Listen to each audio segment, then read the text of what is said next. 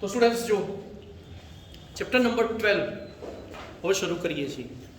Chapter number 11 આપણે ભણ્યા. 11 નંબરના ચેપ્ટરમાં તમે છેલ્લે એવું ભણ્યા કે જ્યારે કાર્બન ઓક્સિજન વચ્ચે સિંગલ બોન્ડ હોય, ફરીથી કાર્બન ઓક્સિજન વચ્ચે સિંગલ બોન્ડ હોય તો એ વખતે એવા સંયોજનોનું લિસ્ટ કહીએ તો પહેલું આવે આલ્કોહોલ, સેકન્ડ નંબર ફિનોલ અને ત્રીજું આવે ઇથર. આ જે ચેપ્ટર નંબર 12 છે એ ચેપ્ટર નંબર 12 માં કાર્બન ઓક્સિજન દ્વિબંધ વાળા સંયોજનો છે. ચેપ્ટરનું નામ છે આલ્ડીહાઇડ, કીટોન અને કાર્બોક્સિલિક એસિડ.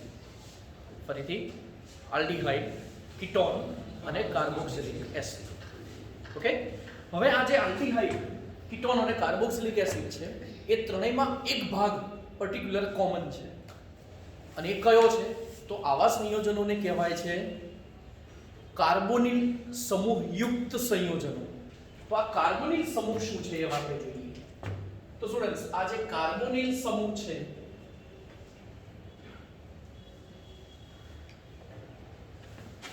તો એ કાર્બોનિલ સમૂહનું બંધારણ છે C ડબલ બોન્ડ O. ફરીથી કાર્બોનિલ સમૂહનું બંધારણ છે C ડબલ બોન્ડ O અને આવા C ડબલ બોન્ડ O વાળા ટોટલ 3 સંયોજનો છે, જેમાં ફર્સ્ટ છે આલ્ડીહાઇડ, સેકન્ડ છે કીટોન અને થર્ડ છે કાર્બોક્સિલિક એસિડ. બરાબર. આનું સામાન્ય સૂત્ર ઓળખાય કેવી રીતે? જ્યારે જ્યારે તમને CHO દેખાય that means ફરીથી CHO દેખાય that means નંબર 2 કીટોન. તો કીટોનમાં બંધારણ આવે RCOR ડેશ. ફરીથી કીટોનમાં બંધારણ આવે RCOR ડેશ. બરાબર. અને ત્રીજું છે કાર્બોક્સિલિક એસિડ, એમાં આવે RCOOH. Carboxylic એસિડમાં COOH. તો ત્રણેય ઓળખાય કેવી રીતે? તો ફર્સ્ટ નંબર આલ્ડીહાઇડ, CHO સમૂહ, કીટોન વચ્ચે CO આવે, બરાબર, અને અહીંયા COOH. બરાબર. ચાલો હવે ત્રણેયનું બાયફર્ગેશન કેવી રીતે કરવું? તો જુઓ, ત્રણેયમાં એક વસ્તુ કોમન મેં હમણાં કહીએ. કઈ? C ડબલ બોન્ડ O, આ કાર્બોનિલ સમૂહ એમાં હોય જ. બરાબર. એમાં આ C ડબલ બોન્ડ O સમૂહ હોય જ.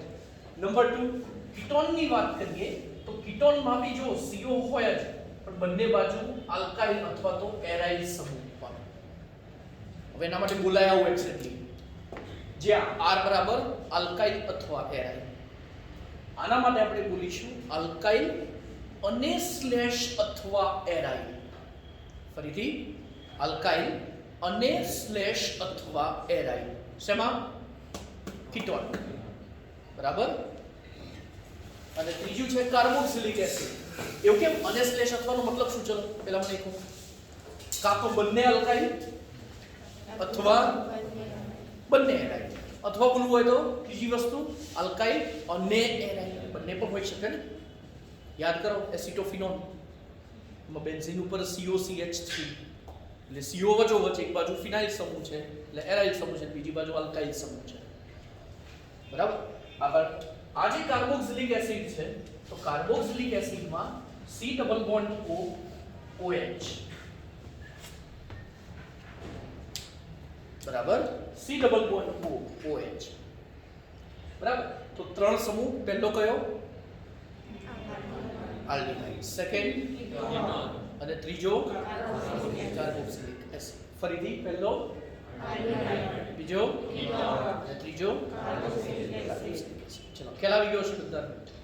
હવે આ જે 3 સમૂહો છે એમાં એસ્પેશિયલી આપણે કાર્બોક્સિલિક એસિડની વાત કરીએ તો આ કાર્બોક્સિલિક એસિડમાં બીજા બધા પણ સમૂહો આવેલા છે. કયા કયા? વન બાય વન આપણે જોઈએ.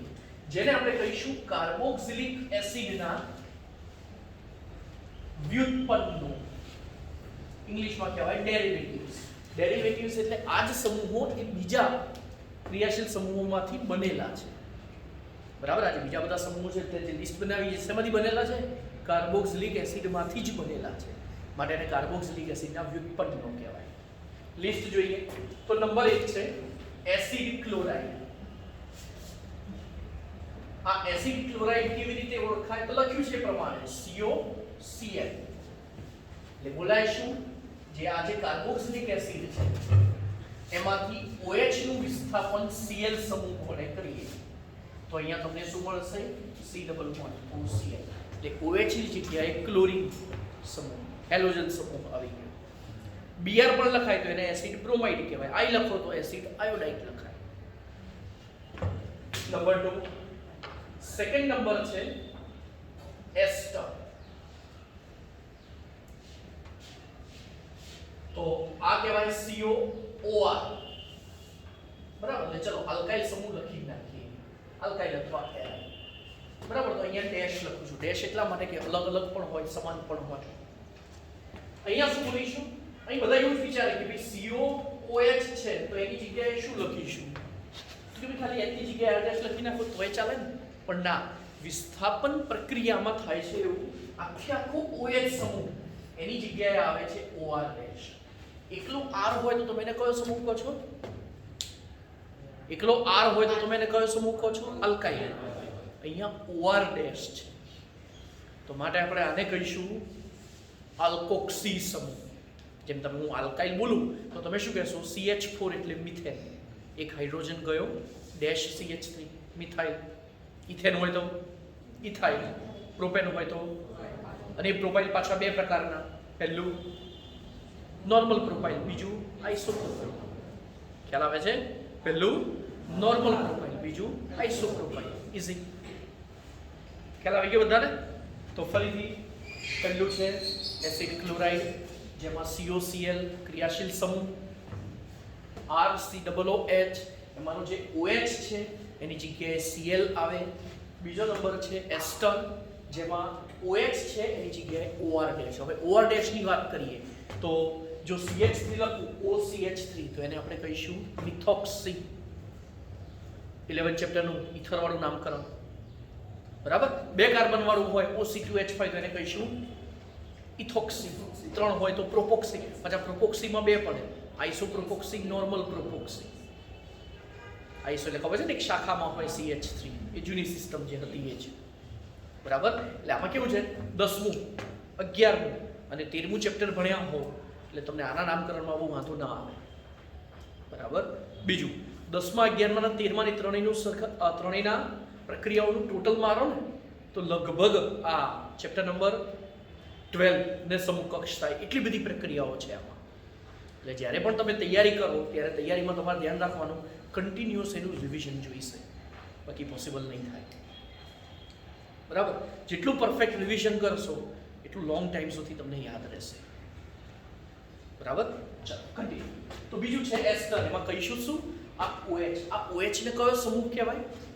આલ્કોહોલ તો ખરો પણ બોલાઈશું હાઇડ્રોક્સી બરાબર. તો આ હાઇડ્રોક્સિલ સમૂહનું વિસ્થાપન કોના વડે કર્યું? આલ્કોક્સી સમૂહ વડે કરો તો તમને એસ્ટર મળશે. ચાલો નંબર 3 એનું નામકરણ આગળ આવશે. આપણે 11 ચેપ્ટરમાં બી કરાવી દીધું છે એટલે એ વખતે તો કરીશું આગળ બરાબર. આમાં પણ આવશે તો આમાં ફરી રિવાઇઝ કરાવીશું. ત્યાં સુધી તમે એસ્ટરનું નામકરણ અલગથી કરી દેજો. ચાલો કન્ટિન્યુ. તો આ છે એસ્ટર એસિડ ક્લોરાઇડ. ત્રીજો નંબર છે એમાઇડ. એમાઇડમાં RCONH2 બરાબર. એટલે બોલીશું શું OH નું વિસ્થાપન કોના વડે કરીશું? OH નું વિસ્થાપન કોના વડે કરીશું? એમિનો સમૂહ વડે કરીએ તો આપણને શું મળશે? એમાઇડ. પહેલું OH નું વિસ્થાપન Cl વડે. બીજાનું OH નું વિસ્થાપન આલ્કોક્સી સમૂહ વડે બરાબર. લખી નાખવાનું.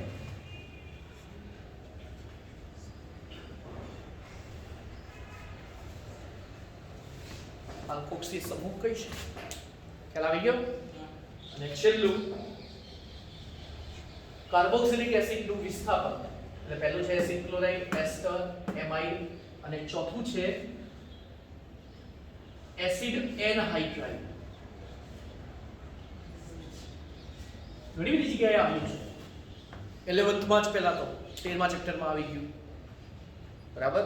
ઇવન 12th ની વાત કરીએ તો 13મા ચેપ્ટરમાં આવી ગયું એનિલિનનું એસાઇલેશન, એમાં CH3CO ટ્વાઇસ ઓવર થતું હતું. બરાબર. પેલું બ્રુમિનેશન ને નાઇટ્રેશન યાદ આવ્યું કે ભાઈ આપણે પેરાવાળી નિપજ જોઈતી હોય તો પહેલા એનિલિનનું એસાઇલેશન કરવાનું, આના વડે જ એસિડ એનાઇડ્રાઇન વડે. બરાબર. આ સમૂહને હું પહેલા તો શોર્ટમાં લખું છું. એ છે COOR ડેશ. ફરીથી RCOOCOR ડેશ. શું કહીશું આને? Acid anhydride. એને હવે શોર્ટમાં લખીએ ને તો એને આ રીતે લખાય RCO ટ્વાઇસ O. બીજું આ R સરખા પણ હોય, અલગ અલગ પણ હોય, એ આગળ આવશે. અત્યારે હાલ આપણે એક જ રાખ્યું. ચલો RCO ટ્વાઇસ O. કામ કરો. અત્યારે આ ડેશ નથી લખી રહ્યો. બરાબર. હવે ધ્યાનથી જોજો. હવે આનું બંધારણ કેવું હોય? RCOOH. તો અહીંયા એવું બોલાય છે આ હાઇડ્રોજનનું વિસ્થાપન. પહેલા ઉપરના ત્રણેયમાં શું આવ્યું? OH નું વિસ્થાપન. OH ની જગ્યાએ Cl, OR ડેશ, NH. અહીંયા શું કહીશું? હા, ખાલી હાઇડ્રોજનનું વિસ્થાપન. બીજું હવે મને ખાલી કમ્પેર કરીને કહો કેટલું ખૂટ્યું?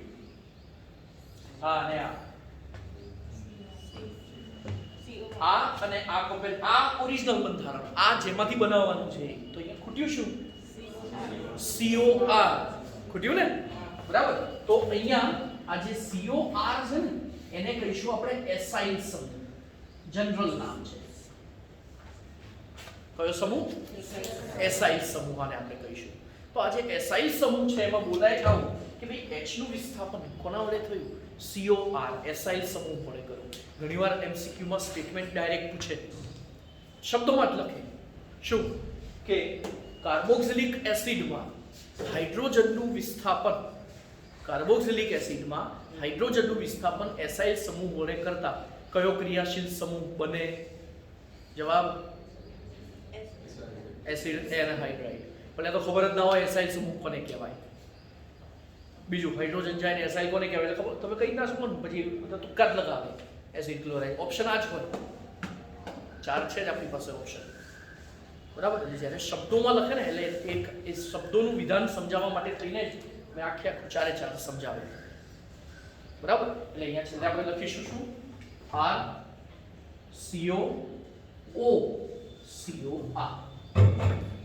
બરાબર.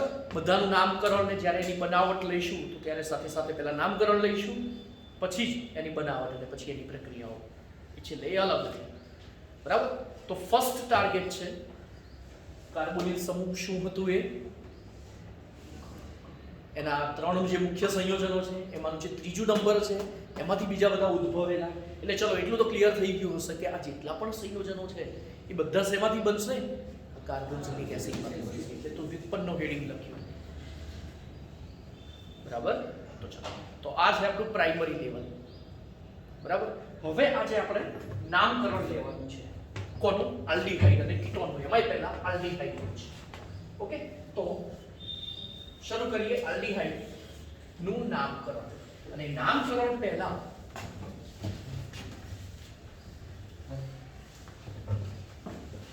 એક સામાન્ય નામકરણ માટેની મેથડ લખાવી છે. તો એના ઉપરથી એક પ્રોપર ક્લિયર થશે. બરાબર. તો સરખું ધ્યાન રાખો. ચાલો હવે અહીંયા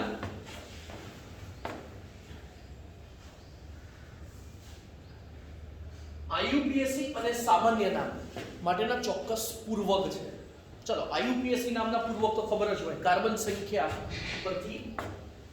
એટલે અહીંયા આપણે હેડિંગ લખીએ કાર્બન સંખ્યા, એની ઉપરથી IUPAC નામ માટેના પૂર્વક અને સામાન્ય નામ માટેના પૂર્વક. આ તમારા માટે નવું છે. એટલે તમે ભણ્યા હો બરાબર તો બી એકવાર જોઈ લો. કાર્બન સંખ્યા તો બધાને ખબર હશે ભાઈ 1 2 3 4 5 6 ત્યાં 6 સુધી લખું છું. બરાબર. કે આપણે સામાન્ય નામના પૂર્વક આપણા સિલેબસમાં 6 સુધી છે. બાકી આ તો સળંગ આખી લાંબી શૃંખલા જાય જ. Meth, eth, prop, but. ખ્યાલ હશે? Meth, eth, prop, but, pent, hex અને બીજી બાજુ સામાન્ય નામના પૂર્વક. તો સામાન્ય નામના પૂર્વક આ રીતે છે. એક કાર્બન હોય તો આપણે એને કહીશું ફોર્મ, બે હોય તો આપણે એને કહીશું એસિડ, ત્રણ હોય તો આપણે એને કહીશું પ્રોપિયોન, ચાર હોય તો આપણે એને કહીશું બ્યુટીન, પાંચ હોય તો વેલર અને છ હોય તો કેપ્રો. બરાબર? ફરીથી આ તો ઈઝી જ છે, બધાને ખ્યાલ હશે. બરાબર? આ એક તમારે જરા ધ્યાન રાખવા જેવા છે. સામાન્ય નામના પૂર્વક. સામાન્ય નામના પૂર્વક ફોર્મ, એસિડ, પ્રોપિયોન, બ્યુટીન, વેલર અને કેપ્રો. ચલો હવે કામ કરીએ. મારે બે સંયોજનોના નામકરણ શીખવાડવા છે. બંને ઓલમોસ્ટ કોમન છે એટલે એ જ શરૂ કરું છું. એક છે આલ્ડીહાઇડ અને બીજું છે કાર્બોક્સિલિક એસિડ, જેના સામાન્ય નામ અને આઈયુપીએસી નામ બંને આપણે અહીંયા લખીશું. ચલો તો પહેલા હું આલ્ડીહાઇડના લખી નાખું છું, પછી એક માઇનોર ડિફરન્સ છે. બરાબર? એ શું? તો કે ક્રિયાશીલ સમૂહમાં. તો ચલો પહેલા આપણે લખીએ આલ્ડીહાઇડ. બરાબર? તો આલ્ડીહાઇડમાં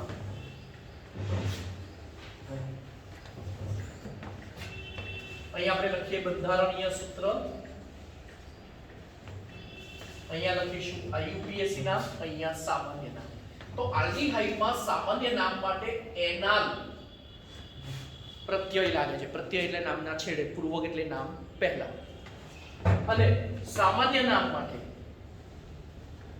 છેલ્લે આલ્ડીહાઇડ લખીશું. બસ હવે તમારે ખાલી જોઈન્ટ જ કરવાના થાય નામ માટે. આ પૂર્વક છે, આઈયુપીએસી ના પ્રત્યય છે. તો મીથ વત્તા એનાલ શું કહીશું?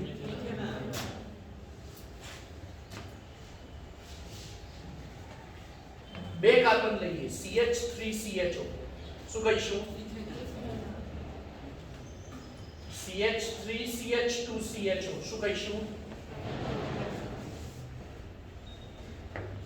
ચાર કાર્બન CH3CH2CH2CHO, CH3CH2CH2CH2CHO અને છેલ્લું હેક્ઝેનાલ. બરાબર? તો મિથેનાલ, ઇથેનાલ, પ્રોપેનાલ, બ્યુટેનાલ, પેન્ટેનાલ અને હેક્ઝેનાલ. ચલો સામાન્ય નામમાં શું કરીશું? બસ એ જ પૂર્વક તમારે જોઈન્ટ કરવાના. આ છે સામાન્ય નામના પૂર્વક અને પેલા આલ્ડીહાઇડ માટેનો પ્રત્યય. તો શું કહીશું? હા, ખ્યાલ આવ્યો? ફોર્માલ્ડીહાઇડ, એસિટાલ્ડીહાઇડ, પ્રોપિયોનાલ્ડીહાઇડ, બ્યુટીનાલ્ડીહાઇડ, વેલોરાલ્ડીહાઇડ, કેપ્રોઆલ્ડીહાઇડ. બરાબર? વેલોરા પછી રા બોલી જવાય. આ બ્યુટી રા, પ્રોપિયોના, એસિટા અને ફોર્મા. ખ્યાલ આવી ગયો? હા. તો ફાવે નામકરણ. અને હવે જો મારે કાર્બોક્સિલિક એસિડ કેવું હોય તો ખાલી હું આટલું જ લખું છું. આઈયુપીએસી નામમાં નામ પાછળ આવશે એનોઇક એસિડ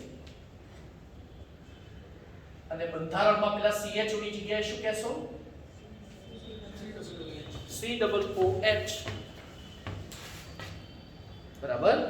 તો એનો મતલબ શું થયો કે એનોઇક એસિડ લખું તો બોલો એક કાર્બન શું કહીશું? Methanoic acid. બે કાર્બન, ત્રણ, ચાર, પાંચ અને છ હેક્ઝેનોઇક એસિડ. બરાબર?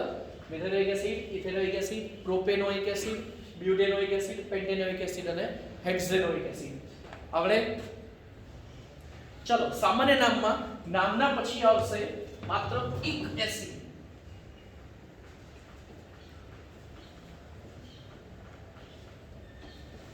બરાબર? ચલો સામાન્ય નામનો પૂર્વક એક હોય તો ફોર્મ, પાછળ ic acid, acetic acid, propionic acid, butyric acid, valeric acid, caproic acid.